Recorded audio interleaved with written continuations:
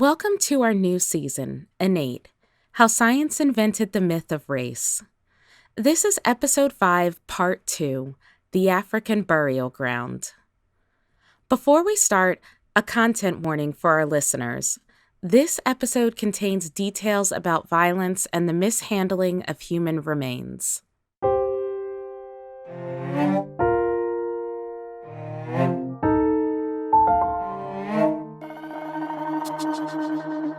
This is the second part of a two-part episode, so if you haven't listened to Part 1 yet, you should. In that episode, we heard about how the remains of Black children killed by the Philadelphia police in the 1985 MOVE bombing had been stored inside the Penn Museum for decades, without any family knowledge or consent. One of the saddest days in Philadelphia history is right back in the spotlight. But the focus tonight is on the remains of some of the children who were killed in that bombing and how it appears they were used in classes to teach Ivy League students. This revelation left the children's families and the public outraged and grief-stricken. And then came the salt on the wound. Even though it was clearly unethical, it turned out that no laws or even clear professional standards had been broken. We met bioarchaeologist Michael Blakey at the end of the last episode. He's been leading the charge to rewrite these professional standards. And he's the perfect person to do it, because he's been practicing ethical, community-driven archaeology research for decades. In the 1990s, Michael Blakey led the African Burial Ground Archaeology Project in Manhattan. And in the end, I have to say this, that we produced the most sophisticated bioarchaeological project that has been conducted thus far. Michael Blakey and his team worked with the consent of the people who had the most at stake, and they involved them in the research. And it wasn't just ethical, it produced better science. Our senior producer, Mariel Carr, reported this two-part episode, and she's going to take part 2 from here. Thanks, Alexis. I want to start this episode by taking us back to a moment in the fall of 1991. I spoke to a man named Bill Diamond who was also involved in this project, but on the other side of the table from Michael Blakey. Chapter 1. We found bones. Okay. This is Bill Diamond speaking. It was during the last year of the administration of George Herbert Walker Bush. I was the regional administrator of the United States General Services Administration for the Northeast United States. The General Services Administration, or GSA, manages all federal property. And Bill Diamond oversaw the construction of every federal building in his region, which included New York City. In the fall of '91, he'd been managing the construction of a new 34-story office building in Lower Manhattan. The Congress of the United States had allocated a large sum of money, which you can look up, to build a federal office building right in Foley Square. The price tag was $275 million. And Bill thought everything was going okay. I had a no strike clause. It was just going along fine. But when the crew broke ground, something happened, and Bill Diamond was out of town. My wife and I were on vacation in Acapulco. And it's very far away. And all of a sudden, who was on the phone but David Dinkins, the mayor of New York? I believe he was the first Black mayor of New York. He says, "We found a skull. We found a skeleton. We found bones." From Fox 5, this is the 10 o'clock news. It's a graveyard right in the heart of downtown, and it's already surprising some historians. Jeff Weiser has more in this exclusive report. And that was the site where the backhoe hit the skeleton of the first discovery. And that's where the so-called problem began. Days later, an official announcement was made. They'd found 11 intact burials 30 feet below Broadway. When you listen to Bill's story and the TV news, it sounds like construction workers accidentally dug up that first skeleton in the fall of '91. But a woman named Peggy King Yorda told me that's not actually what happened. Peggy King Yorta was living in New York and working in the mayor's office of construction in 1990 when she was approached by a friend, a man who was a groundskeeper at City Hall Park. And he considered himself a history buff. He was born and raised in New York. He used to drop by and talk to everybody. And so one day he dropped by and he said, Peggy, I'd like to meet you for lunch. Let's bring our lunches and I have something to show you. He showed Peggy an environmental impact statement. This is a report that GSA had to get done before they broke ground. It was required by the National Historic Preservation Act of 1966. And these reports show how land was used in the past. They want to make sure that, it's safe. They also, would like to know whether it's an important site or not. The final environmental impact statement included documents like a written description of the land from the 18th century and some old maps. Peggy got it right after it was submitted in 1990. Now, just a note, the name African Burial Ground was given to it after it was rediscovered in the 20th century. Maps and other historical documents from its time use a range of outdated terms. So for clarity and consistency, and frankly respect, I'm going to be calling it the African Burial Ground even when I'm talking about it in a historical context. And on one of the larger maps was this name, the Negroes' Burying Ground. And so he gave me the document. You hold on to it. And please let whoever needs to know, so that we can possibly stop this and that nothing really should be built on this site. This is where people are buried, and that in his mind, there should be a chapel where people can go and reflect what happened there. And so that started a conversation between us over lunch about his reflecting on the fact that he had gone to school in New York City, didn't know anything about this history, was shocked to find that New York had enslaved Africans, that slavery was even part of New York's history, and that he generally assigned that to the South. And he wasn't alone. Many of us think primarily of the South when we think of American slavery.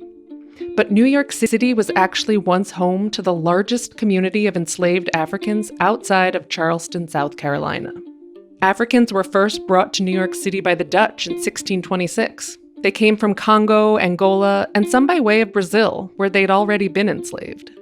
And they built the infrastructure of New York City and the wealth of its founders. And this burial ground was their sacred space. Chapter 2. Anybody know any Black archaeologists? Almost every inch of the land on top of the burial ground had been developed in the 19th and 20th centuries. So it was reasonable to wonder if any burials could still be intact. This is Bill Diamond speaking in a 1994 documentary called An American Discovery, The African Burial Ground.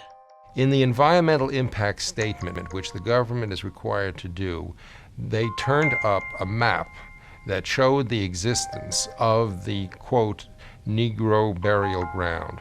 The feeling, however, was, and there were many references to this in the documentation, that while the cemetery had existed, that it was no more in existence. Even so, the environmental impact statement recommended treading with extreme care.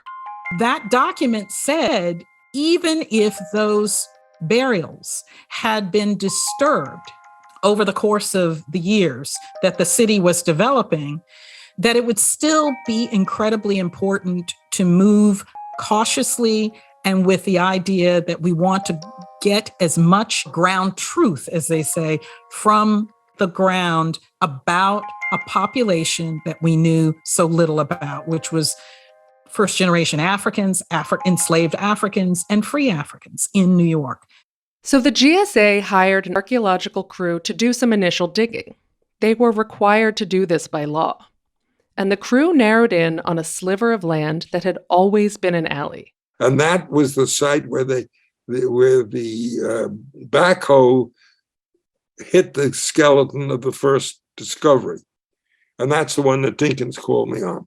Peggy King Yorta heard the news, and she noticed that there was no mention about who exactly had been buried there. And that's when she learned that the GSA had implemented a a gag order for the archaeologists not to have a conversation with the public about what they're seeing, really. And I happened to go with an in-house group of city workers to go to the site side. And I remember hearing the archaeologist kind of field some questions. And however he was fielding those questions seemed to be a denial of the existence of these people who were buried there. For me, as a descendant of enslaved people, for me to be standing there, and then to have someone on a simple word, essentially in my mind, attempt to erase the very existence of a people laying there in the ground, it just was outrageous to me. And I knew that at that moment, I just could not turn a blind eye. I'm a product of the civil rights movement. My father was a civil rights attorney. So it just sort of sparked within me this desire to investigate more where the resistance was coming from and how do we stop that? You know, how do we change that course? Peggy was worried that this team of archaeologists, who were all white, by the way, weren't the right fit for the job. It was becoming clear that this wasn't just a site of 20 or 30 burials, that there were probably thousands. So Peggy started writing memos and going to federal meetings she hadn't been invited to. And one stands out. In that meeting, they were giving an update on some of the information that they thought that they were uncovering in the field. In one gravesite, they found a button from a British naval coat. And one of the archaeologists suggested that maybe this man had stolen it from a British officer. Why would he say that? You know, historically, we know that the British offered freedom to those enslaved Africans if they fought with them. Okay, so now he's starting to write a new story again. And it became my mission to raise that issue, which is to say, why don't you have someone who is a Black professional, an archaeologist, a historian? Where are your African-American professionals on this team? It seems to me that we all agree that our story was written by other people who don't look like us. And now that the ground is open again, here's an opportunity for us to be able to interpret our own story. Now is an opportunity to do this right. And at that point, after raising it, I will never forget the general administrator, Bill Diamond, looked to the left, looked to the right and said, anybody know any Black archaeologists? You know? And I said, well, if you don't know them, I'll help find them. And she did. She found Michael Blakey, but she needed a strong showing of public support to get him hired. Chapter 3. Some of them bones is mine. In 1990, just a year before the burial ground first made TV news, Native American Graves Protection and Repatriation Act, or NAGPRA, had become law. NAGPRA protects Native American cultural objects and human remains, and it lays out procedures to repatriate them to lineal descendants and affiliated tribes. GSA knew that if they encountered something like that the response by the federal government would be to step back from a site like that. But there were no such laws for African-American sites. This was not something that they were going to move forward on with the idea that, you know, hey, let's stop and talk to everybody and figure out whether we're actually going to build this building or not. That's not the way it was going to be approached at all. But the 1966 National Historic Preservation Act gave the burial ground some protection, namely Section 106, which says that the responsible federal agency must consult with members of the public and consider their views and concerns when making final project decisions. And so it was really important. We demanded public meetings. They expected only a few people, and it continued to grow. Bill Diamond met with the public like he was crossing a task off a list. But meanwhile, he was still trying to excavate the burial ground so he could get his building up. You know, you have a multi-million-dollar building that you have a top architecture firm design, It's for you, it's going, I mean, they don't want to hear, hey, stop the building. But that's exactly what he heard, in meetings that kept getting bigger. They started out in conference rooms, but eventually filled up whole churches. And Michael Blakey was at most of those meetings. They were all powerful and tended to be quite large on the streets around the building and the churches. You do not disturb the deceased. You leave our people alone. You let them rest in peace. And if these reasonable and just demands are not met, then at the very least, we should do everything that we can to stop the construction of this building. That community in New York was galvanized. This was about respect, not just for the dead, but for the living. And the mundane racism, the disrespect for African American dignity that white people, principally of federal government, were expressing. I testified on the Hill about this as well, in the marvelous company of people like Mayor David Dinkins and David Patterson, and just everyday folks who all knew what they were and would not be treated as less. They recognized the people in the burial ground as their ancestors. The institution of slavery might have erased people's names and broken family ties, and it might not be possible to prove blood relationships, but they saw themselves as family nonetheless. There is a slogan that seems to be going around the community right now that is borrowed from an old Negro spiritual, which says, "Some of them bones is my mother's bones come together for to rise, shine. Some of them bones is my father's bones, and some of them bones is mine." So there is a sense of a very, very personal connection that our community has with the African burial ground that goes deeper than all of the politics that are coming out of this issue, because this is about family. Stop the digging. And what happened was that it became a tremendous political issue. Crowds came, they blamed me, and crowds came down from wherever, all over the city, I think, yelling, "Fire Bill Diamond, fire Bill Diamond." As a Republican political appointee, I was under real pressure. Bill Diamond proposed a way to honor the burial ground, but community organizers found it disrespectful. How will the government then acknowledge the fact that this was a cemetery? The region has been able to come with a $250,000 contribution to interpretive display, which we will do. It is not it's obviously not a pacifier.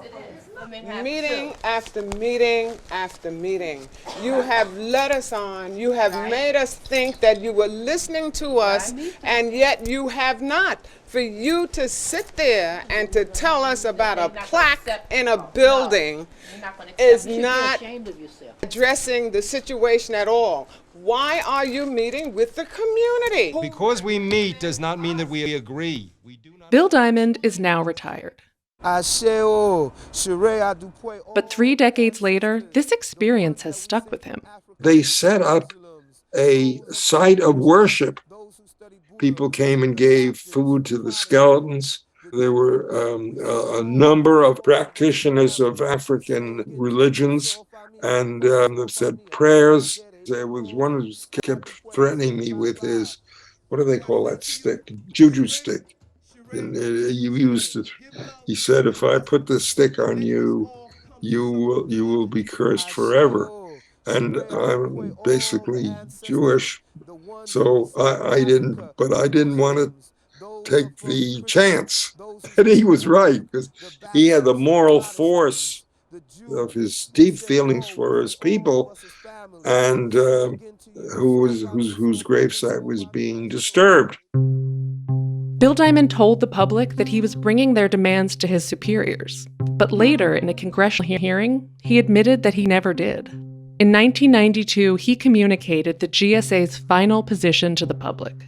We have been instructed by the Congress, we being the General Services Administration, by law to construct an 850,000 square foot building on this site. We have no alternative but to do so unless we are instructed by the Congress not to do so. And in the summer of 1992, this is what finally happened. Congressman Gus Savage of Chicago, a member of the Congressional Black Caucus and chairman of the House of Representatives Subcommittee on Buildings and Grounds, threw in his support for the community activists. And that made the difference.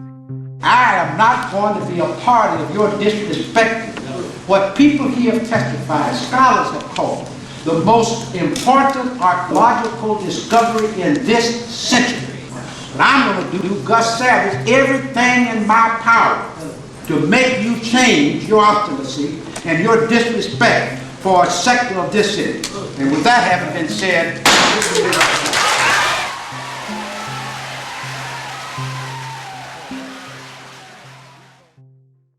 Chapter 4.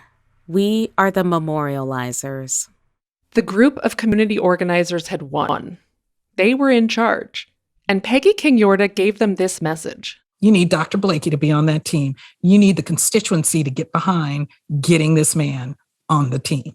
And so those guys would show up at meetings and they were armed with, we need Dr. Blakey to be on this team. So Michael Blakey was brought on to work alongside the GSA hired archaeology team for 10 days to evaluate whether they were cut out for the job or not.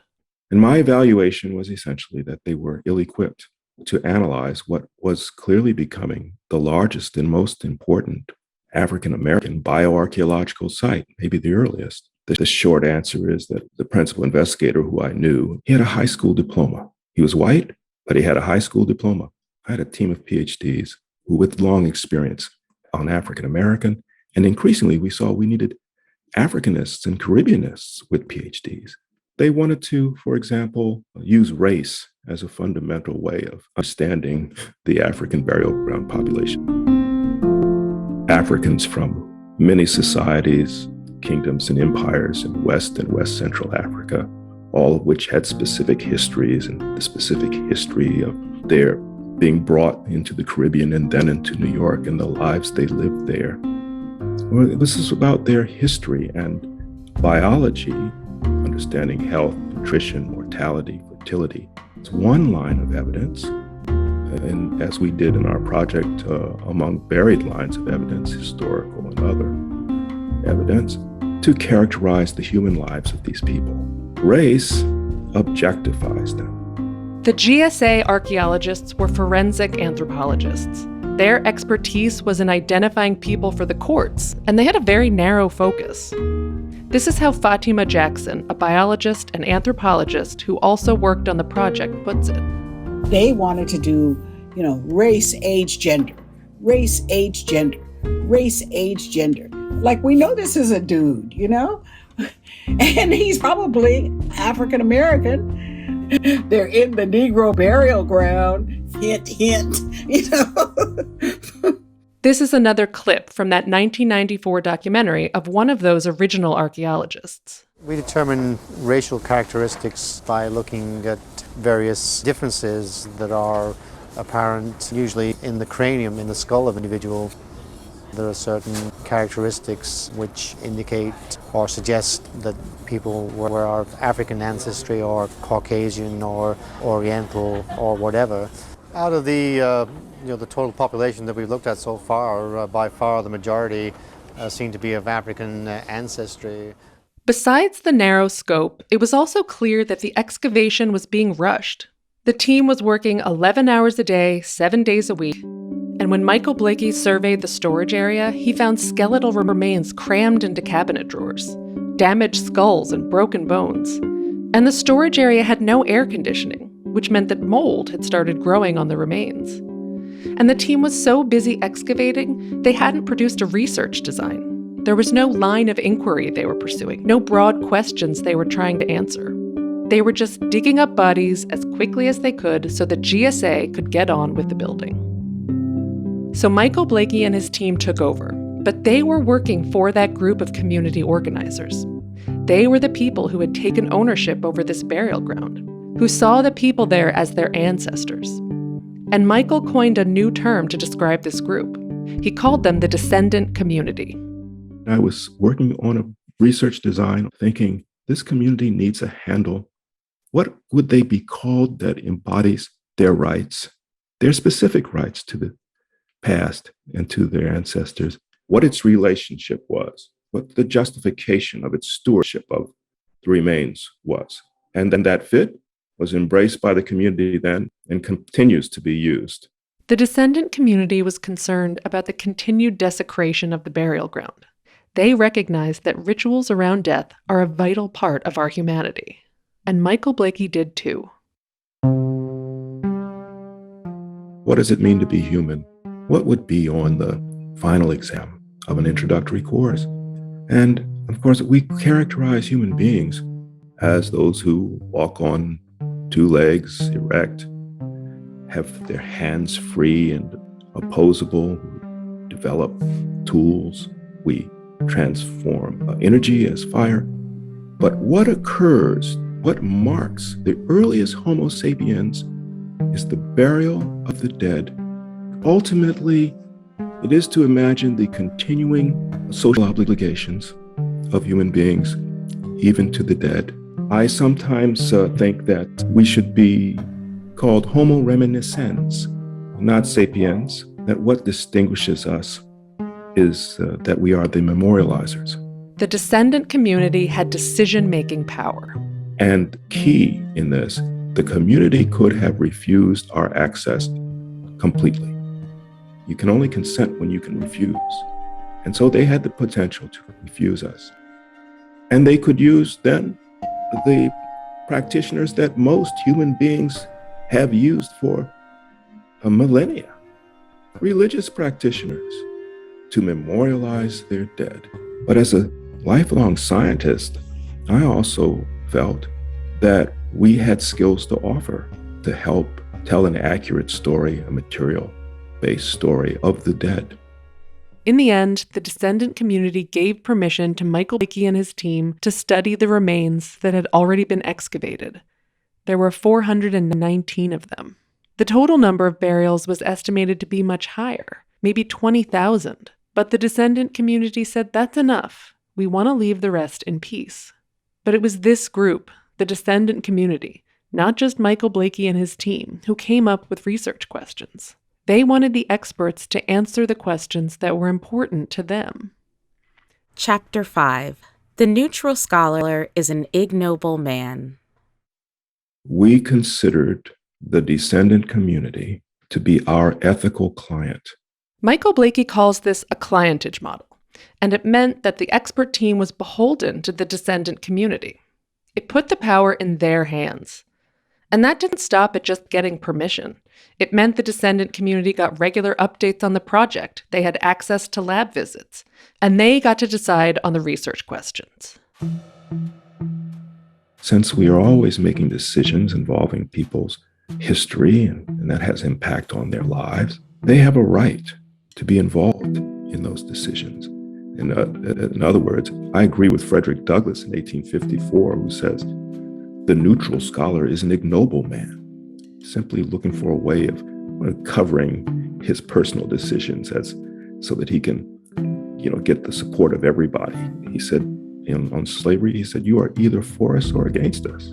So I'm essentially for the humane responsibility of scholars to do no harm.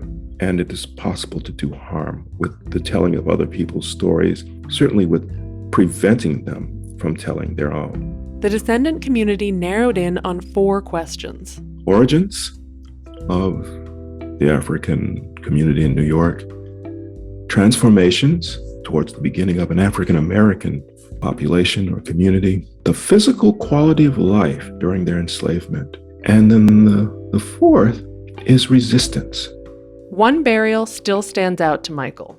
There's one example of a silver ear bob that a child had worn that was placed around a child's neck as a pendant by people who were desperately poor as the enslaved of New York. They gave that to that child. You can hear these questions and the stories that Michael's telling and say that's nice or touching. But the approach also made for much more sophisticated archaeology. Michael wasn't just checking boxes off of a list. He wasn't identifying race, age, gender, and moving to the next burial. He was trying to paint a picture of these people's lives. This is Fatima Jackson again. You know, at the time that Michael Blakey was directing the New York African Burial Ground, he was bucking the establishment, the scientific establishment, because they wanted to do, you know, race, age, gender, race, age, gender, race, age, gender. It's like, that's not what we want to know. So our questions were at a higher level than the typical forensic question. And so he really shifted the paradigm. And now you see at other grave sites that have been discovered, people aren't talking about race, age, gender anymore. They're talking about the Blakey approach. In fact, we should call it the Blakey approach in archaeology. But that was a tremendous battle.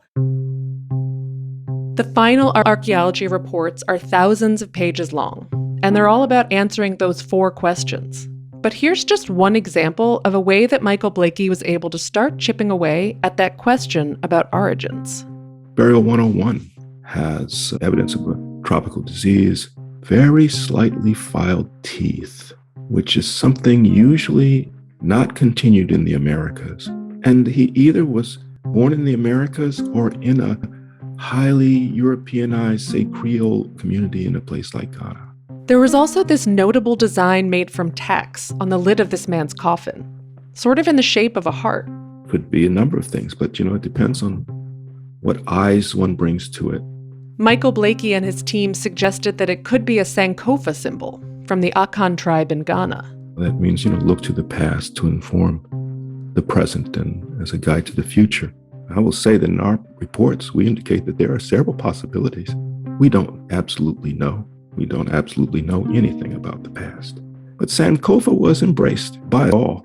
A Sankofa became the symbol of the African burial ground. It now graces the national monument. Choosing this symbol felt powerful and relevant. Remember, in the 1990s, we were in a kind of regime of, let's just move on. I'll tell you, if someone says, as GSA occasionally said to me, let's not talk about what just happened to you. Let's just start from here. They're trying to get away with something. Years later, a historian named Eric Seaman questioned whether this heart-shaped symbol could really be a Sankofa. He wrote about it in an article in 2010. Timed with the opening of our visitor center that essentially says, this symbol cannot be Sankofa because no European had seen it, because there's no record of it in a European archive in this period of the late 18th century. That's a kind of historical conceit that only if white people write about it does it exist objectively.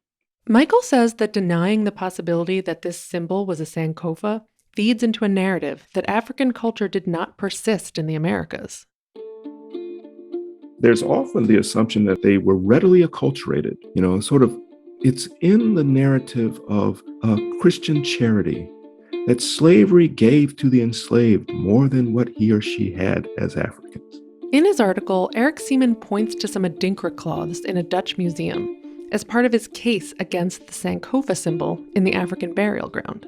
Seaman says there were many stampings, but none was Sankofa. So Michael went to look for himself, and he found something else entirely. And in the very center of that Adinkra cloth are, in a whole panel, is the classic form of Sankofa. So either it was dishonest or a reflection of the inability to recognize what one sees when it is not what one wishes to see. To be purported, really, to undermine, I think, the African-American-led project and scholars as somehow biased and not legitimate in assessing the evidential past of our own people. The next step of the project was DNA analysis of the remains, and the descendant community pushed for this to happen at Howard, a historically Black university. So in November of 1993, Howard University hosted a ceremony to honor the ancestors of the African burial ground. And after the ceremony, the remains would go on to Howard's William Montague Cobb lab. We pour libation on Mother Earth to call on the Almighty Supreme Being for generations to come.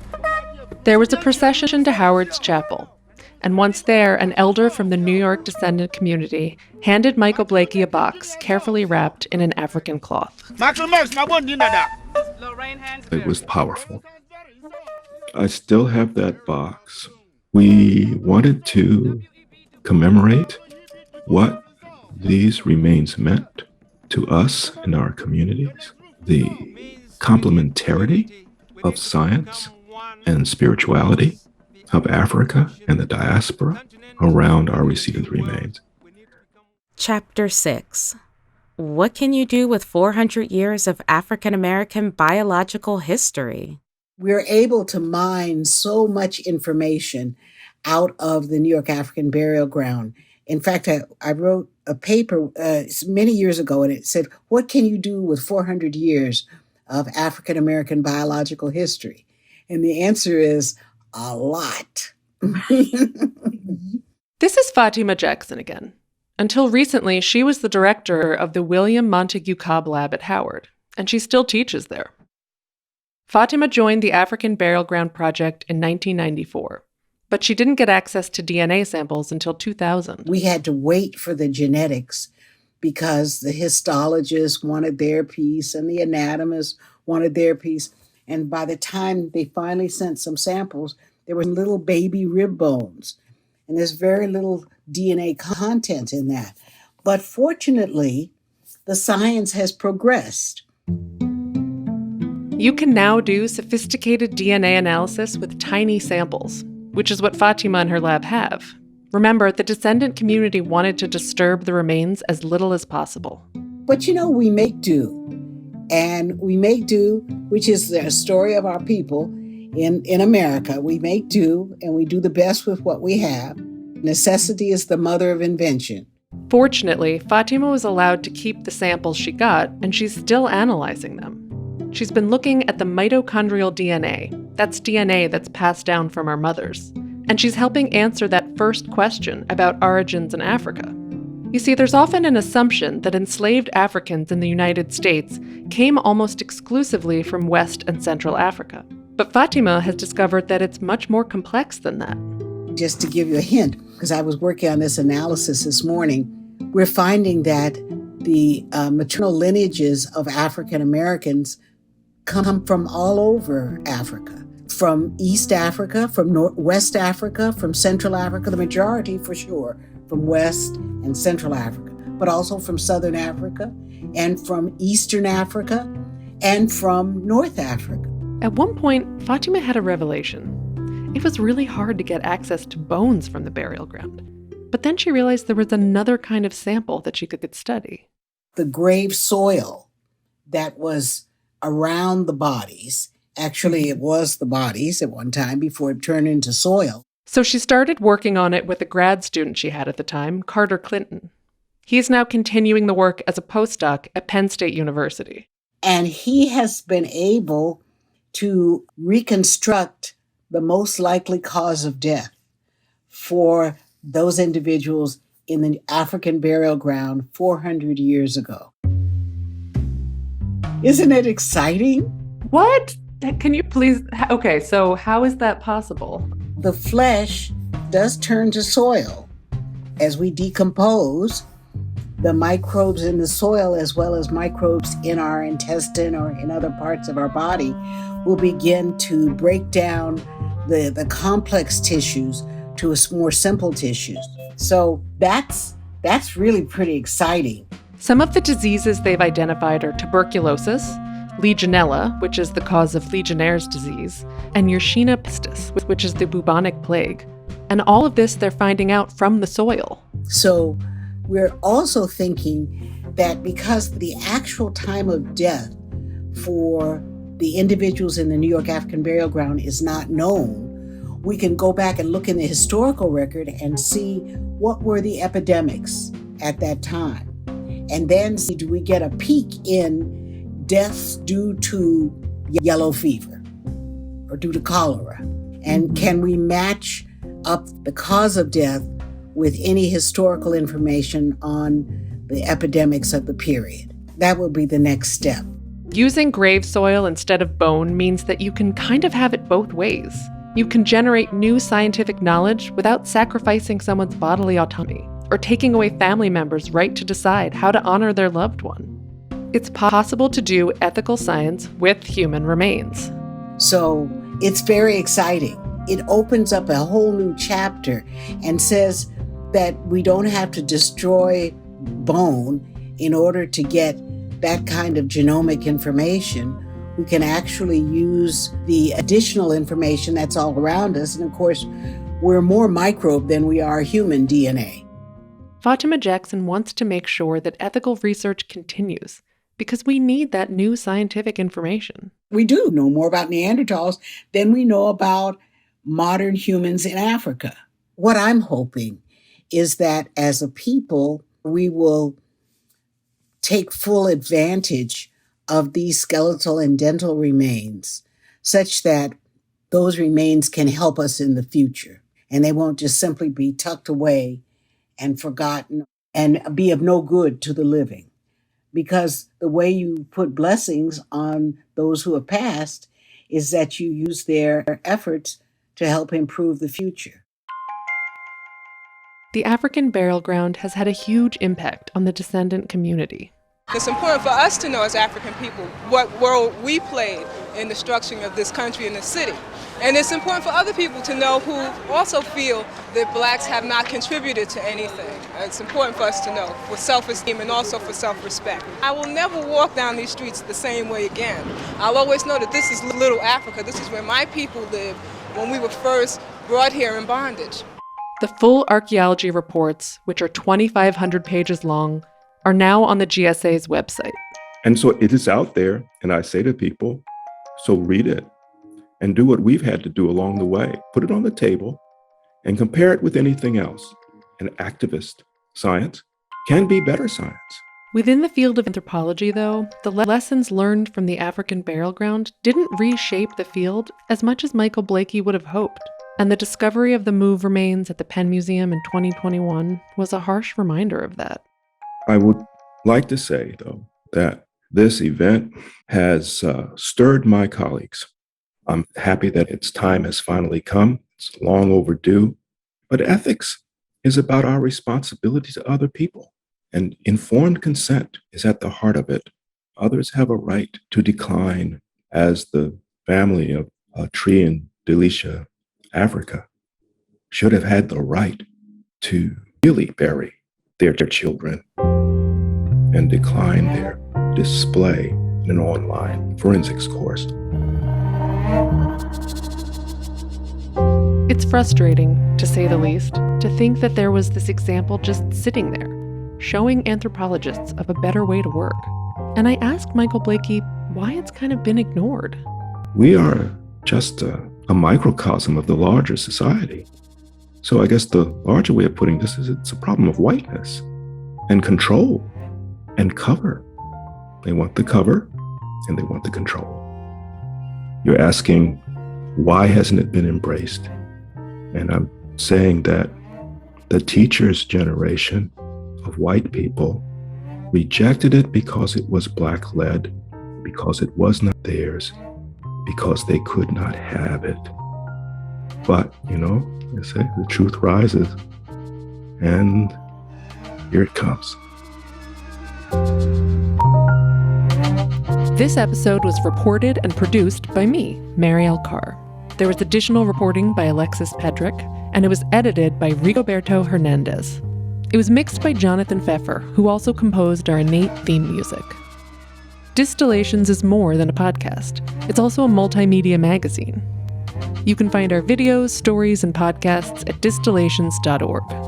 You can follow the Science History Institute on Facebook, Twitter, and Instagram for news about our podcasts and everything else going on in our museum, library, and research center. The Science History Institute remains committed to revealing the role of science in our world. Please support our efforts at sciencehistory.org/givenow. For Distillations, I'm Marielle Carr.